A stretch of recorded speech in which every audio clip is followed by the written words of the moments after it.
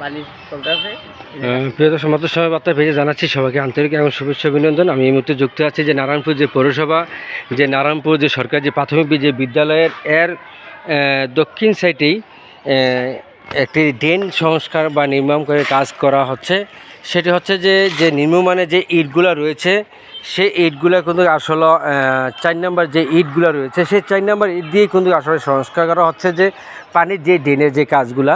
তা আমরা একটু দেখানোর চেষ্টা করছি যে ড্রেনের যে কাজগুলা করা হচ্ছে, যে এখানে কিন্তু কথা ছিল যে এই যেখানে যে ইটের যে ঢালাইগুলো দেওয়া হচ্ছে, যে ড্রেনে যে ডাক্সের যে কাজগুলো হচ্ছে, সেই ডাক্সের কাজগুলো যে পানিগুলো রয়েছে এবং এই পানিগুলো শুকানোর পর কিন্তু কথা ছিল যে এই ড্রেনগুলো সংস্কার করার জন্য।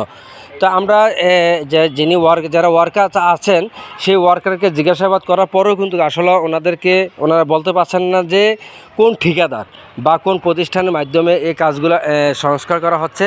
এবং আপনাদেরকে দেখাচ্ছে যে এখান দিয়ে কিন্তু আসলে ড্রেনের ভিতরে অনেকগুলো ময়লা পানিও রয়েছে। পাশাপাশি আবার এখানে যে ড্রেনের যে কাজগুলা, ড্রেনের যে ডাক্সের যে গাঁথনিগুলো হয়েছে, যাকে বলা হয় ইটের গাঁথনি আর কি।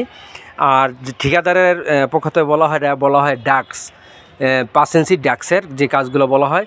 সেই ক্ষেত্রে কিন্তু আসলে এই যে ডাক্সের যে কাজগুলো ঢালাই দেওয়া হয়েছে, কিন্তু একদিন বৃষ্টি যেমন আসতেছে, সেখান থেকে কিন্তু এই পানির মধ্যে দিয়ে তারা কিন্তু এই কাজগুলো কিন্তু নিম্নমানের কাজ ইট দিয়ে কিন্তু কাজ করা হচ্ছে। এবং পাশাপাশি আমরা একটু জিজ্ঞাসা করবো যে ওয়ার্কারের কাছ থেকে যে আসলে এই কাজগুলো কে করতেছে। ভাই বলেন তো একটু, কোন পৌরসভার অফিস থেকে কে উনি তত্ত্বাবধান? আপনার কার তত্ত্বাবধানে কাজ করেন? জি বলেন। হ্যাঁ, বুঝি নাই, ওনার নামটা আমার সঠিক খেয়াল নাই।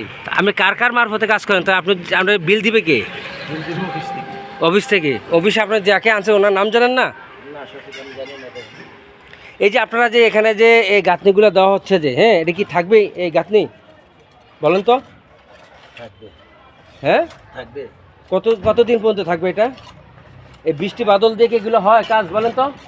এটা অবশ্য হয় না বৃষ্টির সময়। হ্যাঁ, এটা বৃষ্টির সময় অবশ্য হয় না। তো এই যে আপনি বৃষ্টিতে কাজ করতেছেন, নাকি মানটা কি ভালো হচ্ছে বলেন? পানি তো এখন আপনি জেনেও বলতেছেন যে এটা বৃষ্টিতে কাজ করা ঠিক না, তা আপনি কেন কাজ করতেছেন বলেন তো?